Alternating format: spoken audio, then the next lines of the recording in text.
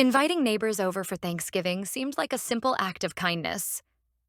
But when we asked Dan, the guy who lives next door, his response was unexpected. Dan has always been a bit peculiar, overly friendly, eager, you know the type. It seemed like a good opportunity to know him better, though.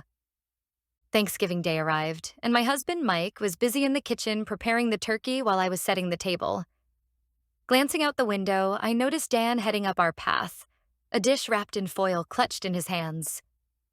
There he is, I called to Mike, attempting to sound upbeat. But a strange chill ran down my spine as I opened the door. Dan's eyes were intense and unsettling, as if they were piercing right through me. Happy Thanksgiving, he greeted, flashing an unnaturally wide smile. Without waiting for an invite, he handed me the dish. I brought my famous cranberry sauce. Hope you don't mind. I added a little something special. I forced a grin, not quite sure how to respond. Great. Thanks. I stepped aside to let him in, catching a sweet, metallic scent emanating from his dish. Gathering around the table, I tried to steer the conversation towards lighter topics. But Dan had this knack for dragging it into darker realms. His tales of family traditions took bizarre turns, hinting at ways his parents celebrated that I couldn't quite comprehend. I exchanged uneasy glances with Mike, clearly uncomfortable. Digging into the turkey, I hesitated, feeling Dan's eyes on me as I tasted the cranberry sauce. Delicious, right? He asked, his eyes glinting with something I couldn't place. I forced another smile, but my stomach churned. Yeah, really unique. I managed to reply, trying to shake off the unease. Then Dan leaned in, his voice dropping to a conspiratorial whisper. You know, I've always believed Thanksgiving should be a time for honesty. Families should confront their secrets. His words hit home. Mike and I had our share of unresolved issues. My pulse quickened. What do you mean?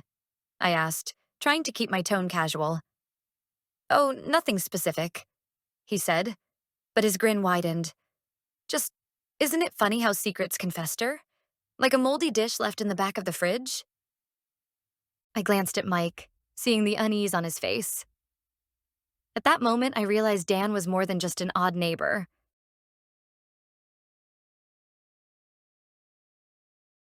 Thanksgiving has always been a time for family gatherings, sharing stories, and savoring the dishes we all worked so hard to prepare. But this year, it felt different. Picture us around the table, passing the turkey and stuffing. Suddenly, the conversation veered toward Uncle Ben, the family member who vanished over a decade ago. Remember when Ben disappeared? My cousin Emily asked, a hint of unease in her voice. It was right around Thanksgiving. So strange. My mom shifted nervously, her fork clinking against her plate. We don't talk about that, she said, casting a glance at my dad, who suddenly looked like he'd rather be anywhere else. But curiosity gnawed at me. Why not? I pressed. What happened? Silence fell over the room. My dad cleared his throat. We did everything we could to find him. It was just a tragic situation. Tragic. I needed to know more. What does that mean? I asked. Emily leaned in, her voice barely above a whisper. I overheard Mom and Dad once. They said he'd been acting strange, like he was hiding something. A chill skittered down my spine. I'd always been told Ben got lost in the woods during a hunting trip, but the way they talked made me question everything. I glanced at my mom, who was studiously avoiding eye contact. Do you think he wanted to leave? I asked, feeling the tension rise like a tidal wave. My dad replied sharply, That's not for us to say.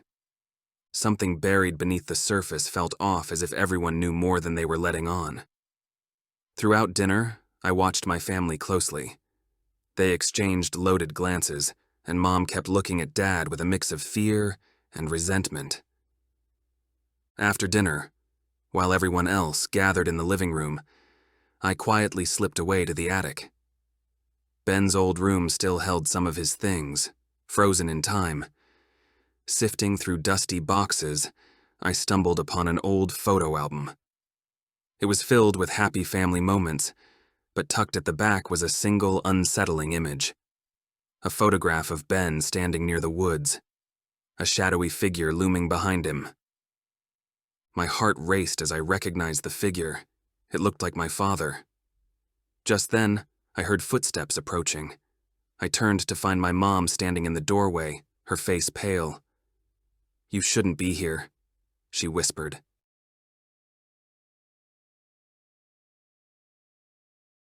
Thanksgiving had always been my favorite holiday, a time for family, food, and cherished traditions. This year, I decided to revive a piece of our family's past by bringing out Grandma's heirloom, a delicate silver serving dish that had been in our family for generations. Although I'd never seen it used, Grandma always said it held stories. When everyone gathered around the table, I placed the dish at the center, filling it with mashed potatoes. The moment it touched the table, a strange tension filled the room. My brother Jake frowned and asked, "Is that the old serving dish?" his voice was almost a whisper. "Yeah, isn't it beautiful?" I replied, trying to lighten the mood. "It's just creepy." He muttered, as though expecting it to spring to life. "Come on, it's a family heirloom," I said, rolling my eyes. Grandma loved this thing. Everyone joined in, sharing odd stories from Grandma's past. "Remember how she used to say the dish holds memories?" My sister Lily added, "Like it had a life of its own?"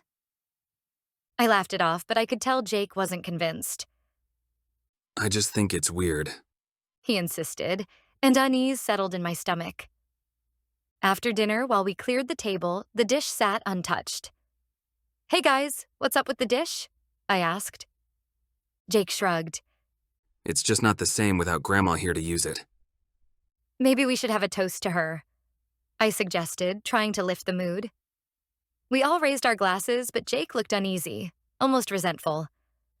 Later, as I cleaned the dish, I noticed deep scratches lining the inside, as if someone had tried to carve something into the silver. Grabbing a flashlight, I leaned closer, but the light flickered, casting eerie shadows. "What are you doing?" Jake asked, appearing behind me, pale-faced. "I found these scratches. Do you think they mean anything?" I asked. He stepped closer, eyes wide. "Maybe it's time we get rid of it. It's not right." "Why?" I retorted. "It's just a dish." He hesitated, then whispered, "It belonged to Grandma. What if she didn't want us to have it?" A chill ran down my spine as I dropped the dish into the sink. It felt as if it was watching, waiting. "Let's just put it away." Jake said, backing off. And as we did, I couldn't shake the feeling that the memories we thought we were honoring were perhaps better left undisturbed.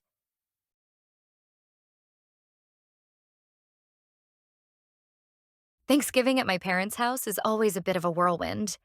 This year, I thought I'd capture the chaos on social media. Everyone loves a peek into our family's wild traditions, right? The food looked incredible. Golden turkey, steaming sides, and Grandma's pie that's basically famous in our family. I set up my phone to record everything, capturing all the laughter and warmth around the table. But as the evening went on, something felt off.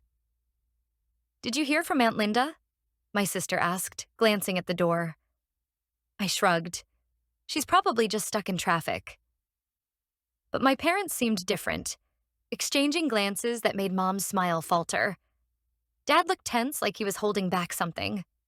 Later, when the kids were busy playing, I went to check on the food. Leaning against the counter, I scrolled through the footage I'd recorded. That's when I noticed something strange. A shadow flickered in the corner of the dining room, just behind Dad. It was weird, almost like it was avoiding the light. "Hey, did you guys see that?" I called out, but everyone was too wrapped up in their conversations to notice. A shiver ran down my spine. Maybe it was just a trick of the light? I tried to dismiss it, but it kept nagging at me. After dinner, we moved to the living room for dessert. I turned off the recording, feeling uneasy. When I handed Dad a slice of pie, I caught a flash of panic in his eyes before he covered it with a smile. "Everything okay?" I asked. "Just tired," he replied, forcing a grin. Then my phone buzzed. A message from an unknown number read, "You shouldn't have recorded that. It was supposed to stay hidden." My heart skipped a beat. Was this a prank? When I showed my sister, she just giggled and shrugged it off. But I couldn't shake the dread that settled over me. Packing up to leave, I replayed the footage one last time. The shadow was clearer now, right behind Dad. "Dad, what did you do?" I whispered, feeling the weight of the night pressing down on me. He looked at me, eyes narrowing. "Just forget about it," he said. But how could I?